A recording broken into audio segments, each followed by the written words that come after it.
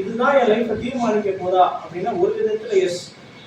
ஏன் அப்படின்னா இதுக்கு கான்சிக்வன்ஸ் இருக்கு. இதுல நீங்க எடுக்கிற மார்க்கு உங்க லைஃப்ல நிறைய காரியங்களை தீர்மானிக்கும்.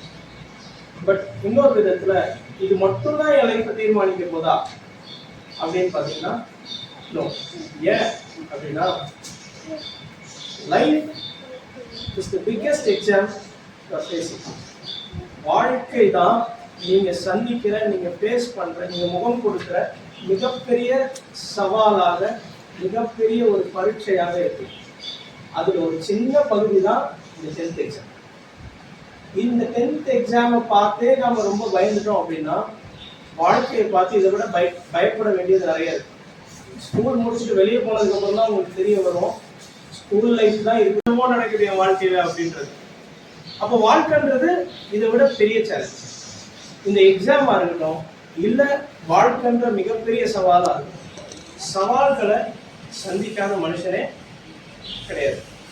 உங்களுக்கு பிடிச்சாலும் பிடிக்கலனாலும், நீங்க அது வேணும்னு நினைச்சாலும் வேண்டாம்னு நினைச்சாலும் வாழ்க்கை சவால்கள் நிறைந்தது. என்னது வாழ்க்கை? சவால்கள் நிறைந்தது. ஒவ்வொரு நாளும் காலையில சீக்கிரம் எழுந்து ஸ்கூலுக்கு கிளம்புறதே நமக்கு பெரிய சவாலா தான் இருக்கு. இப்போதைக்கு உங்களுக்கு பெரிய சவாலே வந்து ஐயோ காலையில எழுமணிவேன் அப்படின்றது.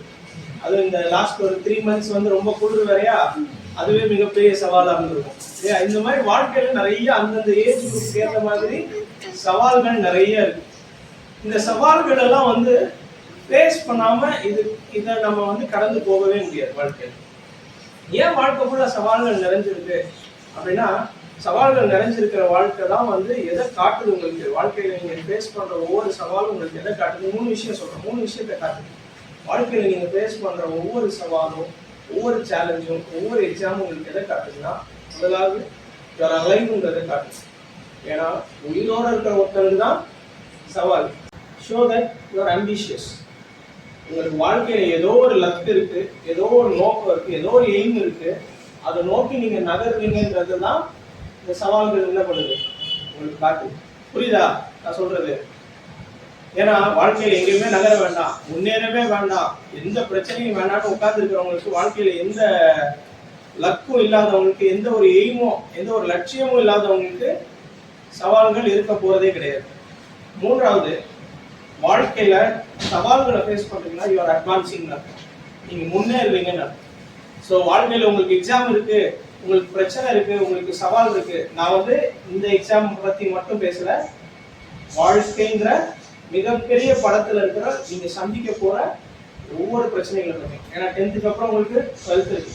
12th முடிச்சுட்டு காலேஜ் போனதுக்கு அப்புறம் தான் தெரியும் ஒவ்வொரு செம்மும் கிடக்கிறதே எவ்வளவு கஷ்டம். காலேஜ் எல்லாம் முடிச்சுட்டு வேலைக்கு போனதுக்கு அப்புறம் தான் தெரியும் ஐயோ ஒவ்வொரு நாளும் வேலையை முடிச்சு நிம்மதியா வீட்டுக்கு வர்றது அதை விட பெரிய சவால் இருக்கு. உங்க அப்பா அம்மாவெல்லாம் போய் கேட்டு பாத்தீங்கன்னா தான் தெரியும். ஏன்னா அவங்களுக்கு நிறைய சவால். இப்ப நீங்க படிக்கிறது வந்து உங்களை மட்டும் சார்ந்தது. உங்க அப்பா அம்மாவை போய் கேட்டீங்கன்னா தான் தெரியும் அவங்க வாழ்க்கையும் பார்த்துக்கணும், உங்க வாழ்க்கையும் பார்த்துக்கணும், சுத்தி இருக்கிற குடும்பத்துல இருக்கிறவங்க மற்றவங்களையும் அவங்க பிரியப்படுத்தணும். ரெண்டாவது யுவர் ஆம்பிஷியஸ், மூணாவது your advancing in life. So சவால்களை ஃபேஸ் பண்றீங்கன்னா ஃபர்ஸ்ட் நீங்க வந்து உங்களை குறித்து நீங்க வந்து பெருமைப்பட்டுக்கணும். ஏன்னா ஐம் அலைவ், சொல்லுங்க I'm alive, I'm ambitious, I'm advancing. So நான் வாழ்க்கையில முன்னேறதுனால தான் எனக்கு எக்ஸாம் வருது, வாழ்க்கையில் நான் முன்னேறதுனால தான் எனக்கு பிரச்சனைங்க வருது, வாழ்க்கையில முன்னேறதுனால தான் நான் ஒவ்வொரு நாளும் வித்தியாசமான சவால்களை, சேலஞ்சஸை நான் ஃபேஸ் பண்றேன் அப்படின்றத நீங்க புரிஞ்சுக்கலாம். ஓகே ஃபைன், எதனால பிரச்சனை, எதுக்காக எக்ஸாம்ன்றது புரிஞ்சிருச்சு. இப்போ இந்த எக்ஸாம்ஸை, இந்த சவால்கள், இந்த சேலஞ்சஸை, வாழ்க்கையில வர ஒவ்வொரு பிரச்சனையும் நான் எப்படி ஃபேஸ் பண்றது, நான் அதுக்கு என்ன பண்ணணும், நான் அது என்ன பண்ணா இதெல்லாம் என்னால் ஃபேஸ் பண்ண முடியும். ஒரு 4 காரியம் சொல்றேன். இந்த 4 காரியத்தையும் நீங்க உங்க வாழ்க்கையில சரியா கையாண்டுட்டீங்க அப்படின்னா உங்களுக்கு உங்களுடைய இந்த எக்ஸாமா இருக்கட்டும், இல்லை இதுக்கு அப்புறம் வரப்போகிற எக்ஸாம்ஸா இருக்கட்டும், இல்லை வாழ்க்கையில நீங்க வேலைக்கு போய் தனி குடும்பமாகி அதுக்கப்புறம் நீங்க ஃபேஸ் பண்ற பிரச்சனைகளா இருக்கட்டும், எல்லாத்தையுமே ஈஸியா ஃபேஸ் பண்ண முடியும். பார்க்கலாமா? Okay ready? சரி, முதலாவது காரியம் மேனேஜ் யுவர் டைம். உங்க நேரத்தை நீங்க மேனேஜ் பண்ண கற்றுக்கொண்டீங்கன்னா உங்க சவால்களை ஃபேஸ் பண்றதுக்கு பயம் இல்லாம நீங்க ஃபேஸ் பண்ணுங்க. Manage your Repeat after me. Manage your time. Good. பைபிள்ல ஒரு அழகான வசனம் இருக்கு.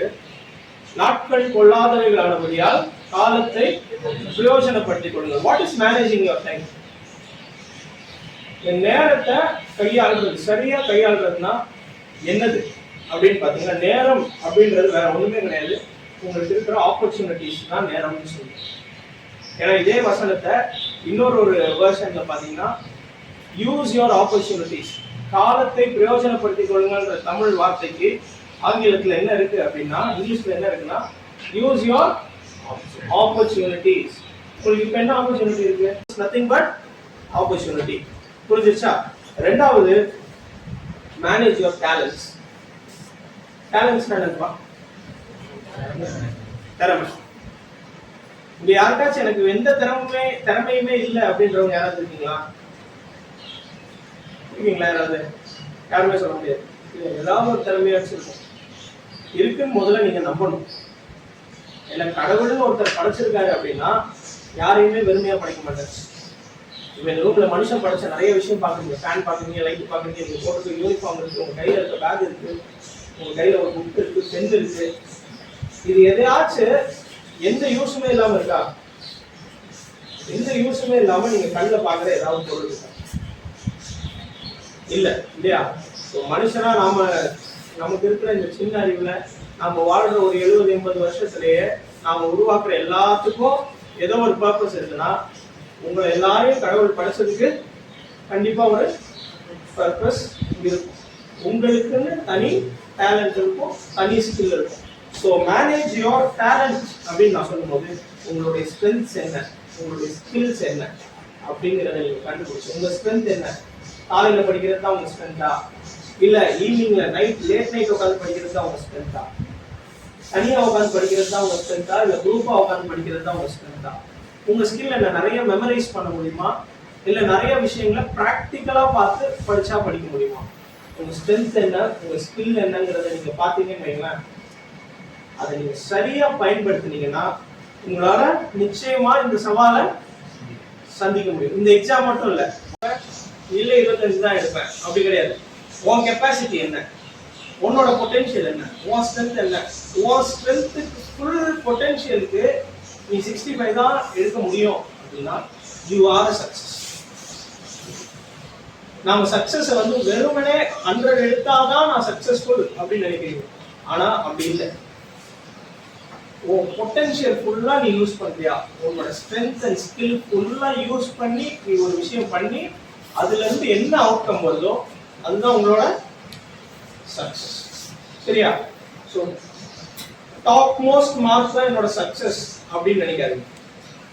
Using my full potential is my success. சரியா? So manage your or use your time, manage or use your talents. டைம்னா என்ன சொன்ன? ஆப்பர்ச்சுனிட்டிஸ். டேலண்ட்னா your strengths and skills. இது ரெண்டையும் நீங்க சரியா ஃபுல்லஸ்ட் பொட்டன்ஷியலுக்கு, ஃபுல்லஸ்ட் கெப்பாசிட்டிக்கு நீங்க யூஸ் பண்ணிட்டீங்கன்னா உங்களால வாழ்க்கையில இருக்கிற எல்லா சவால்களையும் தைரியமா சந்திக்க முடியும். மூணாவது ஒரு விஷயம் இருக்கு. இது ரெண்டையும் சமாளிச்சிட்டீங்க. முதல்ல டைமை சமாளிச்சிட்டீங்க. டைமை சமாளிச்சிட்டீங்கனாலே, டைமை சரியா கையாண்டுட்டீங்கனாலே டேலண்ட்டை சரியா கையாண்டுட்டீங்க. டேலண்ட்டை சரியா கையாண்டுட்டீங்கன்னா அடுத்த ஒரு சவால், அடுத்த ஒரு பிரச்சனை. இதை நீங்க சரியா கையாண்டுட்டீங்கன்னா உங்க வாழ்க்கையில நீங்க முதல்ல சொன்ன ரெண்டையுமே ரொம்ப அழகா கையாள முடியும். என்னதுன்னா மேனேஜ் யுவர் தாட்ஸ். ஃபர்ஸ்ட் என்ன சொன்ன? Manage your time. ரெண்டாவது டேலண்ட், மூணாவது தாட்ஸ். முதல் ரெண்டை கூட கையாண்டுவோம். மூணாவதா இருக்கிறது தான் இந்த ஏஜ்ல இருக்கிறவங்களுக்கு மிகப்பெரிய பிரச்சனை. கரெக்ட் தானே? மனுஷனா இருந்தாலே எதை சமாளிக்கிறது தான் பிரச்சனை, தாட்ஸை சமாளிக்கிறது தான் பிரச்சனை. செயல்லாம் கூட மிஸ் அடிப்பாங்கன்னு பாதி விஷயம் செய்யாம விட்டுருவோம். வீட்டுக்கு போனா மாட்டிப்போம், சோறு போட மாட்டாங்க அப்படின்ற பயத்திலேயே ஒரு சில விஷயத்த செய்யாம விட்டுருவோம். ஆனா நம்ம தாட்ஸ் இருக்குல்ல, தாட்ஸ் என்னது? சிந்தனை. இன்னொரு விதத்துல சொல்லணும்னா தாட்ஸ்னா உங்க மைண்ட் செட், உங்களுடைய மனநிலை. அதை நீங்க சரியா மேனேஜ் பண்ணிட்டீங்க அப்படின்னா நீங்க வாழ்க்கையில எந்த சவாலையும் சந்திக்க ஆயத்தமா இருக்கீங்க. இந்த ஏஜ்ல உங்களுக்கு இருக்கிற மிகப்பெரிய ஒரு மித் என்ன தெரியுமா? ஒரு மிகப்பெரிய ஒரு பொய் என்ன தெரியுமா? மனுஷனால அவனோட தாட்ஸை கண்ட்ரோலே பண்ண முடியாது. தாட்ஸ் வந்து அது பாட்டுக்கு என்ன யோசிக்கணும்னு நினைக்குதோ அதை யோசிச்சுக்கிட்டே இருக்கும். என்னால என் மைண்டையே கண்ட்ரோல் பண்ண முடியல. நான் படிக்கணும்னு தான் நினைக்கிறேன், நான் கான்சென்ட்ரேட் பண்ணணும்னு தான் நினைக்கிறேன், ஆனா என்னென்னமோ நினைப்பு வருது. சிலருக்கு என்டர்டெயின்மெண்ட் பத்தின தாட்ஸ் தான் தாட்ஸ் ஃபுல்லா நிறைஞ்சிருக்கும். சிலருக்கு இந்த வயசுல ரிலேஷன்ஷிப் தான் அவங்க தாட்ஸோட பிக்கெஸ்ட் ஆக்குபைட் தாட் என்னன்னா ரிலேஷன்ஷிப். வேற சிலருக்கு அவங்களோட வீட்டில் இருக்கிற ஏதோ ஒரு பிரச்சனை, அவங்க அப்பா அம்மாக்குள்ள இருக்கிற பிரச்சனை, வீட்டில் இருக்கிற ஃபினான்ஷியல் பிரச்சனைங்க, இல்லை ஏதோ ஒரு பாடிலி எயில்மெண்ட், ஏதோ ஒரு உடம்பு சரியில்லை, யாருக்கோ ஒருத்தருக்கு, உங்களுக்கே உடம்பு சரியில்லை, இதுதான் உங்க தாட்ஸ் ஃபுல்லா நிறைஞ்சிருக்கு அப்படின்னா உங்க தாட்ஸை நீங்க இன்னைக்கு மாத்தணும். புரியுதா? தாட்ஸ் மாற்ற முடியாது அப்படிங்கிறது it is lie, it is myth. ரொம்ப வருஷமா மனுஷன் நம்பிட்டு இருக்கிற ஒரு விஷயம் என்னன்னா என் தாட்ஸை என்னால மாற்ற முடியாது, நான் நினைக்க கூடாதுன்னு நினைக்கிறேன், ஆனா நான் என்னமோ தாட்ஸ் வருது. உங்க தாட்ஸை உங்களால மாற்ற முடியும். எப்படி இதை நான் சொல்றேன் அப்படின்னா, பைபிள்ல வந்து ஒரு அழகான ஒரு வசனம் இருக்கு. Proverbs 23:7ல ஒரு வசனம் இருக்கு. For as he thinks in his heart, so is he. அவனுடைய சிந்தனை எப்படி இருக்கோ, அவனுடைய நினைவுகள் எப்படி இருக்கோ, அவன் இருதயத்தின் நினைவு எப்படியோ அப்படியே அவன் இருக்கிறான். அப்படின்னா ஒரு மனுஷன் அப்படின்னு எடுத்துக்கிட்டீங்கன்னா அந்த மனுஷன் எப்படி இருப்பான் அப்படின்னா அவன் என்ன யோசிக்கிறானோ அப்படிதான் ஒரு மனுஷன் இருப்பான். நீங்க நான் சக்சஸ்ஃபுல்லா இருக்கணும்னு நீங்க யோசிச்சீங்கன்னா நீங்க சக்சஸ்ஃபுல்லா இருப்பீங்க. நான் படிக்கணும் அப்படின்னு நீங்க யோசிச்சீங்கன்னா நீங்க படிப்பீங்க. நான் வந்து வாழ்க்கையில ஜெயிக்கணும் அப்படின்னு நீங்க யோசிச்சீங்கன்னா நீங்க நிச்சயமா ஜெயிப்பீங்க. ஓகேவா? So manage your thoughts. உங்களுக்கு தேவையில்லாத இந்த காலத்துல படிக்க முடியாத என்ன தாட்ஸ் வந்தாலும் அதை நீங்க எவ்வளோக்கு எவ்வளோ ரீப்ளேஸ் பண்ண முடியுமோ ரீப்ளேஸ் பண்ணுங்க.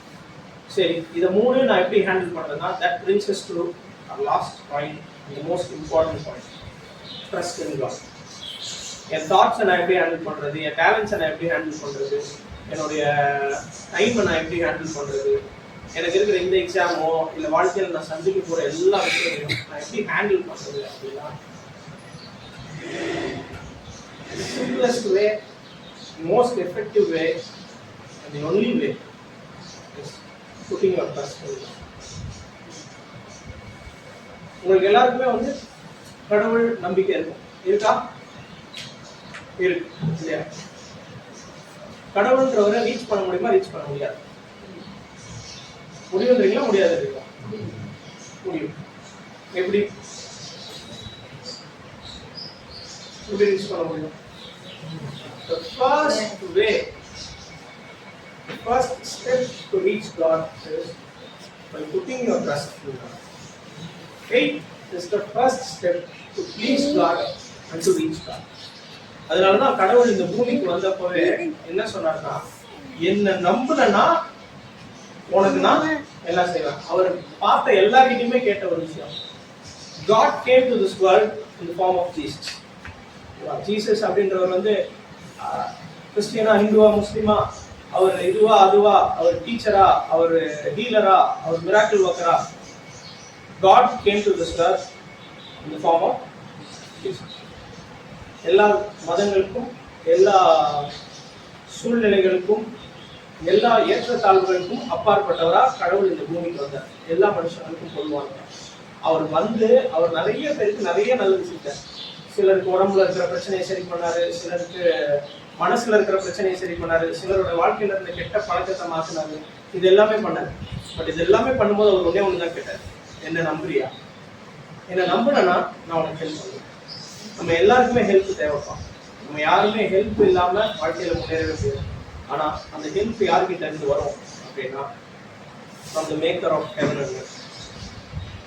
எனக்கு ஒத்தாசை வரும் பர்வதங்களுக்கு நேராக என் கண்களை ஏறெடுப்பேன்.